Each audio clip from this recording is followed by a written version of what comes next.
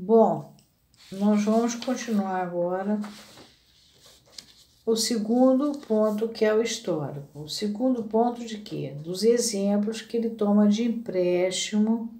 Um ele tira dos bancos de escola e o outro ele chama de histórico, de mais vivo na nossa época, que é justamente desse equívoco que se opera. Você faz uma coisa, uma ação, faz da sua ação um objeto e para ela devolver em tempo hábil o seu lugar de fundador. Eu peguei isso aqui e faz de conta que não. É uma coisa vem em decorrência da outra. A primeira é as bolinhas de gude que eu dei exemplo lá do Kant. A segunda, ele tira da questão histórica, ele fala. O segundo, o exemplo, é histórico. Ele fala, primeiro tempo, o homem que trabalha na produção em nossa sociedade inclui-se na categoria dos proletários, ou seja, vive do salário da sua força de trabalho. Segundo tempo, em nome desse vínculo, ele faz greve geral, ou seja, ele interrompe o ciclo produtivo. Ou, por exemplo, a gente acabou de ver os professores públicos, não os privados, os públicos fizeram um movimento para ir para a rua, para dizer que eles estavam defendendo a educação. Não. Eles estavam defendendo o emprego público e as bolsas que eles recebem das universidades públicas. Não eram os professores das universidades privadas, nem os alunos das universidades privadas, nada disso. Então, essas inversões é que acontecem. Aí ele vai começar agora a discutir por que acontece isso. Se esses dois exemplos brotam para nós dos campos mais contrastantes no concreto, o funcionamento cada vez mais lícito, quer dizer, em conformidade com a lei matemática, a face implacável da exploração capitalista, é que, embora eles nos pareçam provir de muito longe, seus efeitos vêm a constituir nossa subsistência.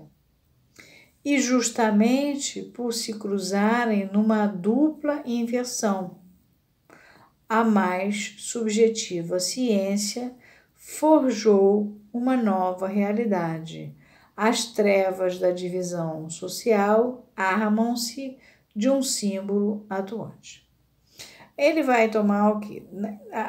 O capitalismo nasce oficialmente lá na Inglaterra, mas não é, a gente já viu que na Revolução, parte da Revolução Francesa. De qualquer maneira, você até o rei, que você tem atenção, senhor escravo. O senhor sabe que ele não tem um saber e ele usa o saber do escravo que ele explora. No capitalismo, o que o camarada faz? Ele sabe que ele não tem um saber, compra a sua força de trabalho, não paga o valor total do que você está produzindo, tem uma retirada aí, que é o lucro dele, chamado a mais-valia. Lacan vai precisar da mais-valia para usar depois no mais de gozar. Por isso que já está se adiantando com a questão do Marx. O que está em jogo é a questão da mais-valia que está. E que não fica visível, não se discute a questão da mais-valia. Você faz greve ou você diz que pegou a bolinha de gude e tal, mas o que você não está discutindo é o fundamental da coisa. É como eu digo, o problema não está em discutir se tem a educação ou não, a educação não está discutindo, está em questão em garantir o emprego. É aí que está. Emprego público, na escola pública. Da mesma forma, o empregado faz greve. O que ele não discute é a mais-valia. É aí onde o Lacan vai.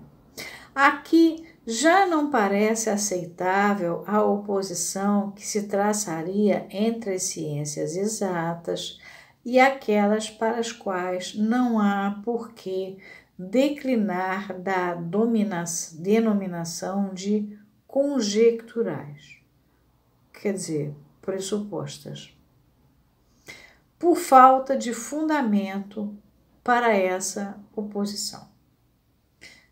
Esses dois últimos parágrafos foram também reescritos em 66.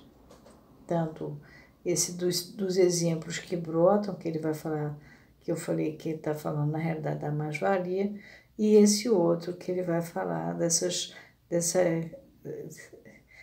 nome de conjecturais.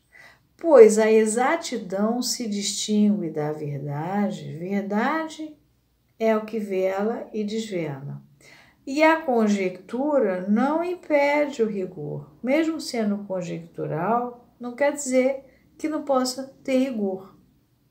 E se a ciência experimental herda das matemáticas sua exatidão, nem por isso sua relação com a natureza é menos problemática. A gente viu o Máxima fazendo as coisas aí que ele se propôs.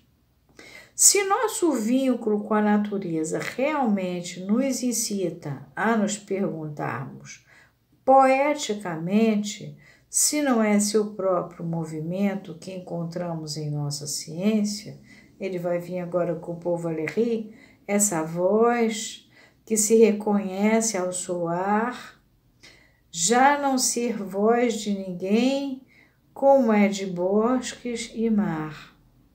Está claro que nossa física é apenas uma fabricação mental, cujo instrumento é o símbolo matemático. Tem uma briga eterna dos físicos com os matemáticos. Augusto Comte dizia que a matemática era a rainha e a serva de todas as ciências. Eu acho que a rainha é a física, a serva é a matemática, porque você não faz nada sem usar a matemática para dizer que hora estava, tá vendo? Tá tudo encaixadinho aqui. Ele está falando isso. O texto em francês é cette voix qui se connaît quand elle sonne, n'être plus la voix de personne, tant que des ondes de bois. É do Paul Valéry. Bom, paramos aqui e vocês veem que bacana, bota o dedo na ferida das coisas mesmo. Vou só terminar aqui, pois a ciência experimental não se define tanto pela quantidade a que efetivamente se aplica, mas pela medida que introduz no real.